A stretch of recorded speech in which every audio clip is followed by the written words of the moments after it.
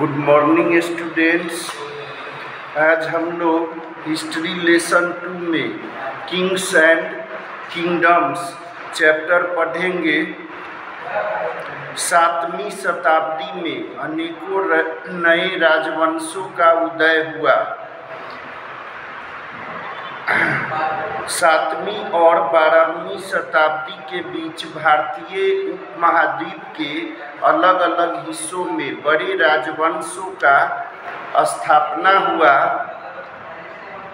उसके बाद अगला टॉपिक है the emergence of new dynasties, नए राजवंशों की स्थापना।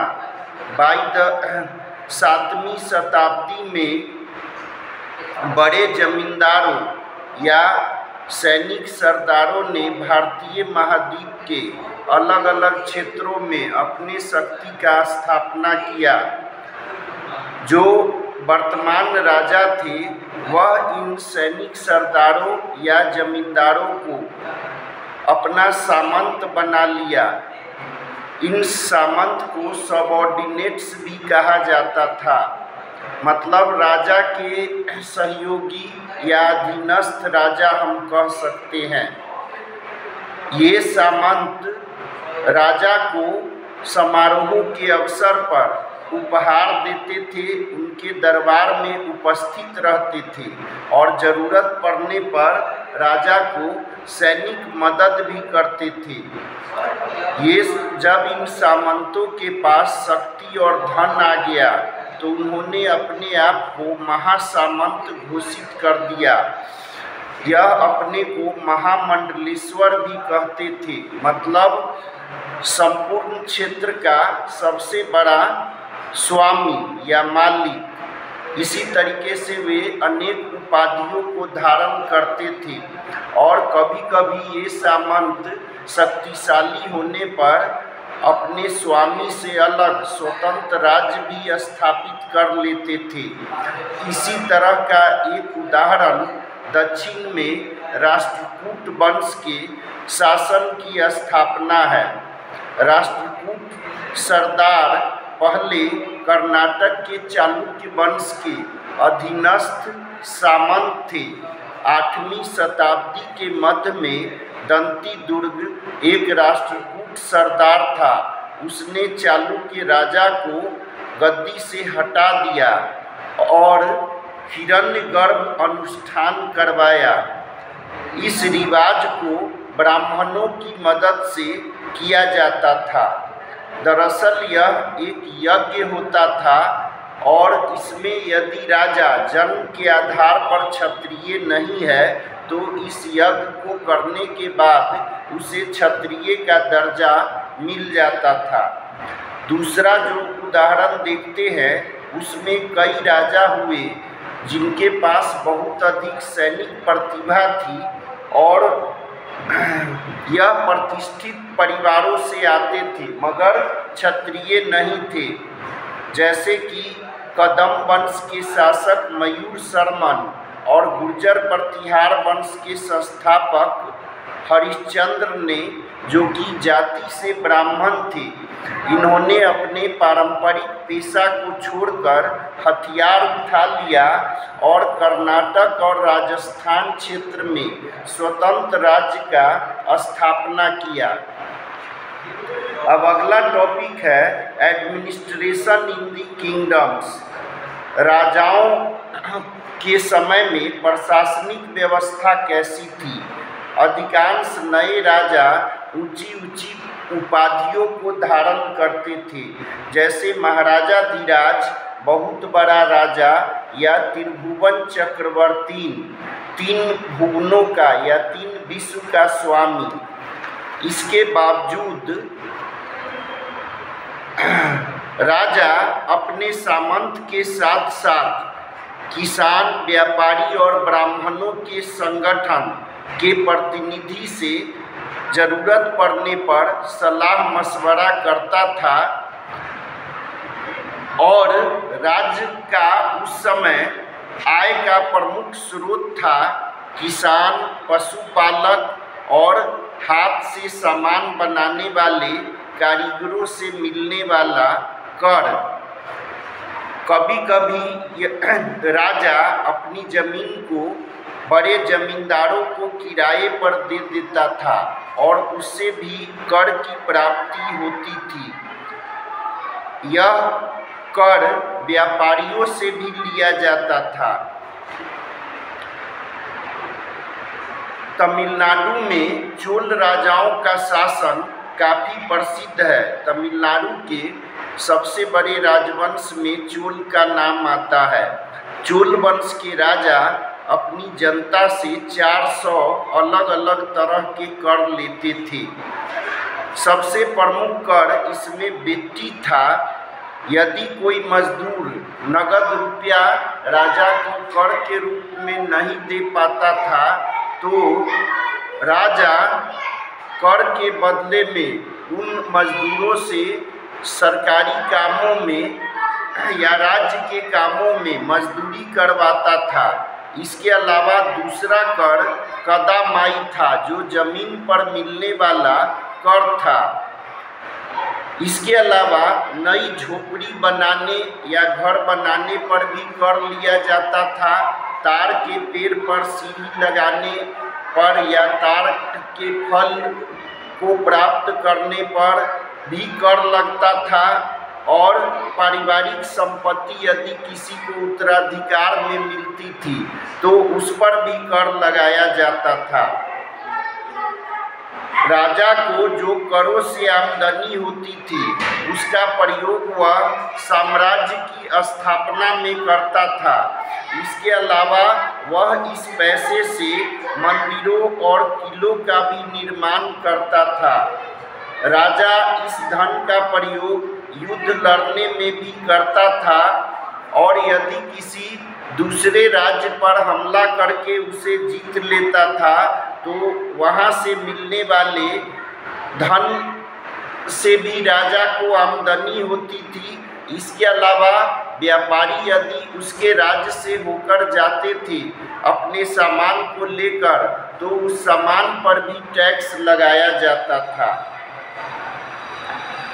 कर इकट्ठा करने का काम प्रभावशाली परिवारों को दिया जाता था।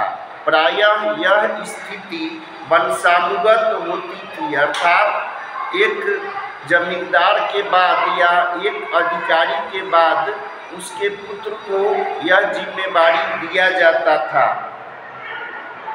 अनेक स्थितियों में राजा के करीबी लोग ही ऊंचे पदों पर मंत्री, सामंत या कर वसूल करने वाले अधिकारी के रूप में नियुक्त होते थे और बड़े सैनिक अधिकारी या सेनापति भी प्रायः राज परिवार से जुड़े हुए सदस्य ही बनते थे। इसके बाद है प्रशस्ति और लैंड ग्रांट क्या होता है। प्रशस्ति में राजा के जीवन काल की उपलब्धियों को लिखा जाता था, खास तौर से उसके विजय अभियान के बारे में। ये काम विद्वान ब्राह्मण करते थे जो राजा को प्रशासन में भी मदद करते थे। राजा ब्राह्मणों को जमीन दान में देता था। इसका विवरण तांबे के प्लेटों पर लिखा होता था। जिस व्यक्ति को यह जमीन दिया जाता था उस जमीन के कागजात के रूप में यह ताम्रपत्र उसे दिया जाता था। 12वीं शताब्दी में एक लंबा संस्कृत का कविता लिखा गया कश्मीर के राजाओं के शासन के बारे में। इसको लिखने वाला जो लेखक था उसका नाम कल्हण था। उस समय का इतिहास, शिलालेख, दस्तावेज या जो बुजुर्ग व्यक्ति होते थे उनके द्वारा सुनी हुई घटनाओं और पुराने इतिहास से मिलने वाली जानकारी के आधार पर लिखा जाता था। प्रशस्ति और इतिहास लेखक में इतिहास लेखक में अंतर यह होता था कि प्रशस्ति लेखक अपने राजा का गुणगान करता था, उसके गलत बातों को वह नहीं दिखाता था, जबकि इतिहासकार राजा के जीवन काल में होने वाली सारी घटनाओं जो उसके राज्य से संबंधित होती थी उन सब का ब्यौरा भी देता था। अब हम लोग कुछ नोट्स लिखेंगे।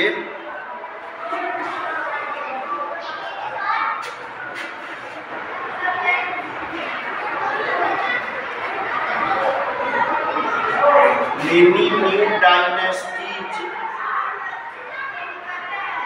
many new dynasties,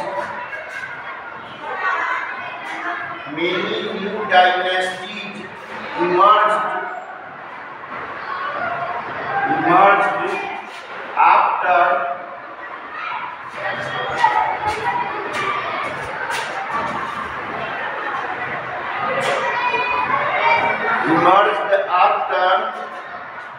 the 7th century.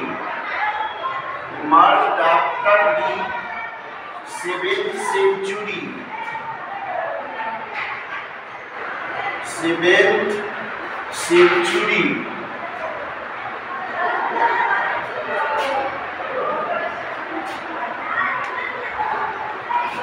Next point है the emergence of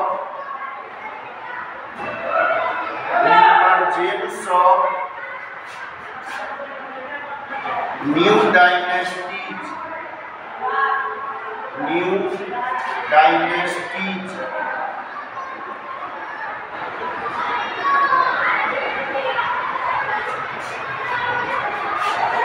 इसका अगला पॉइंट है by the 7th century. By the 7th century,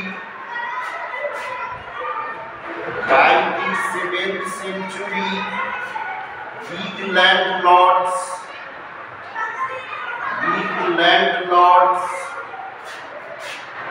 or barrier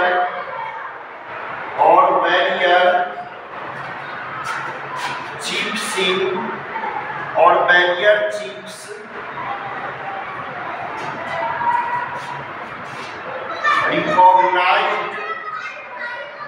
recognized by king as subordinates or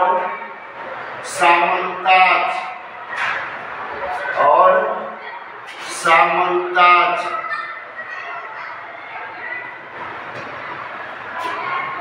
next है in the mid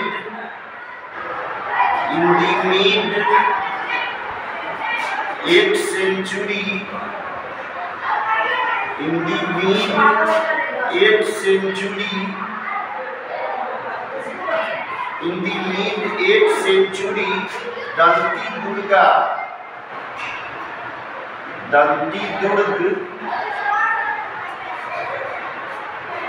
Danti Durg a Rashtrakuta chief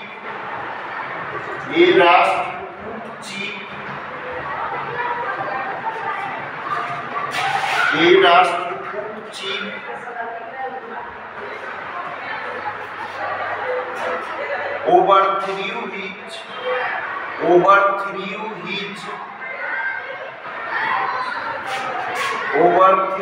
his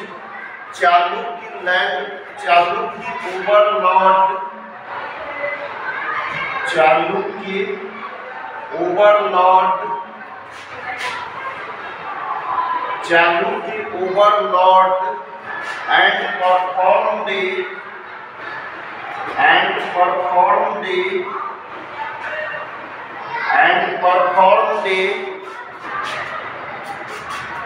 ritual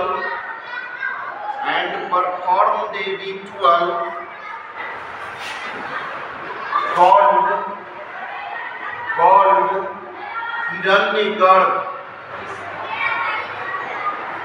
Hiranyagarbha.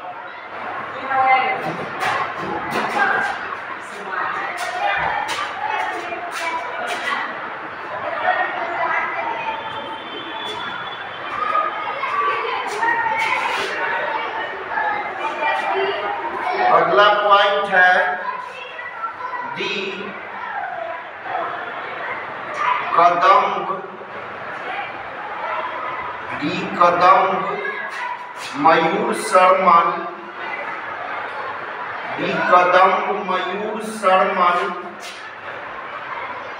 And Gurjara Pratihara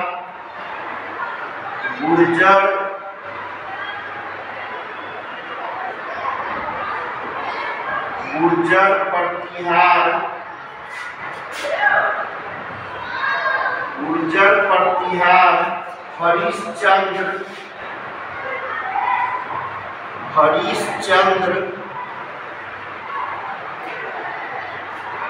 Gurjar Pratihara Harichandra established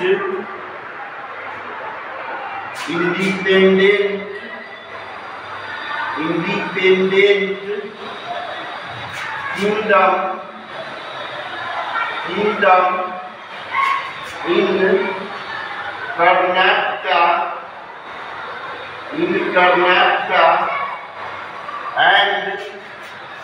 and Rajasthan.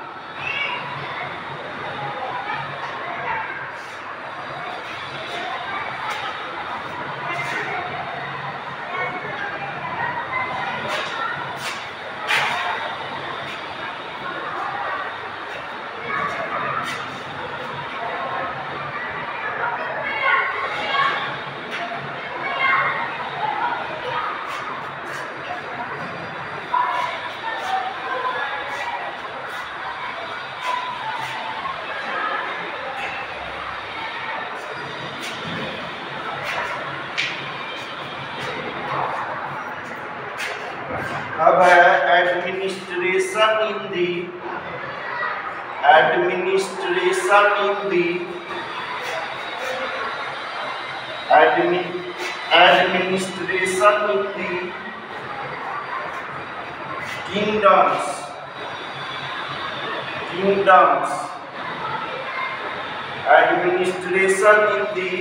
kingdoms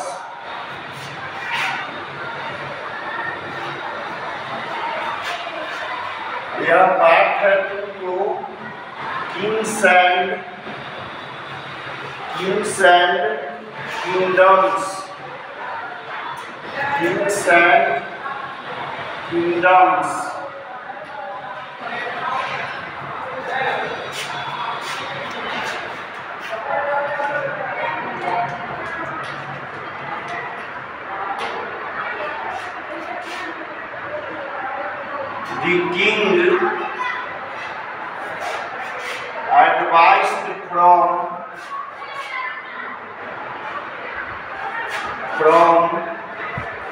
The king advised from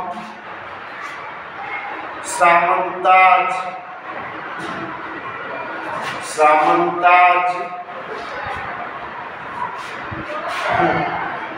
the association of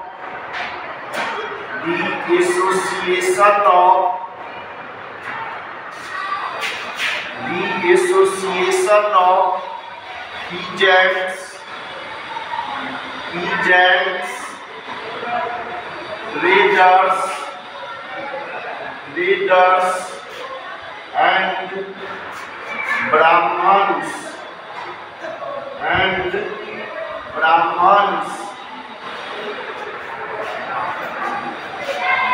The king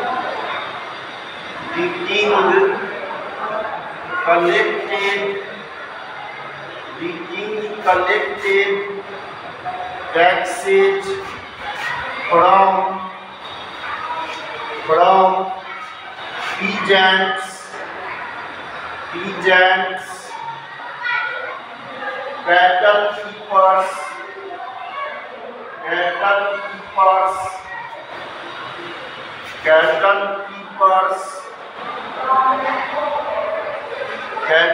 keepers, artisans, traders, etc.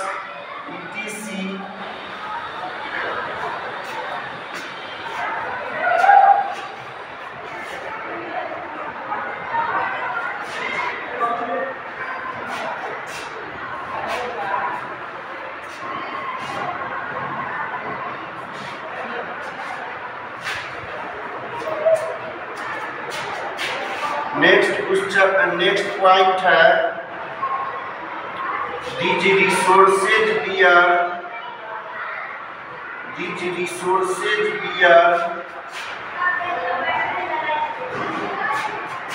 used in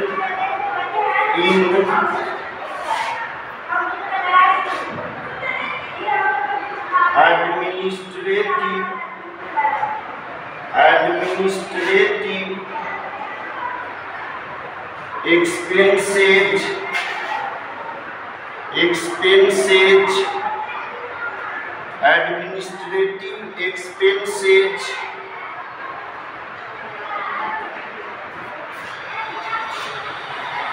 construction of temples and forts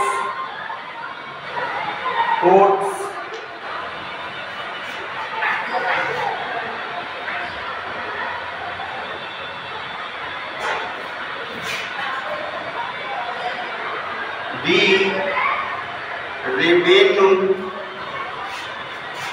collectors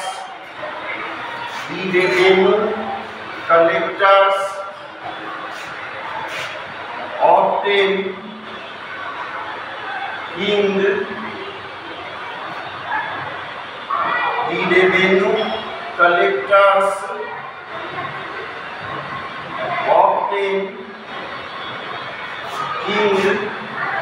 relatives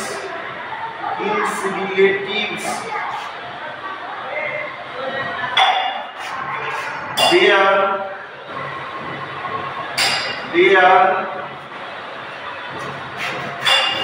postage hereditary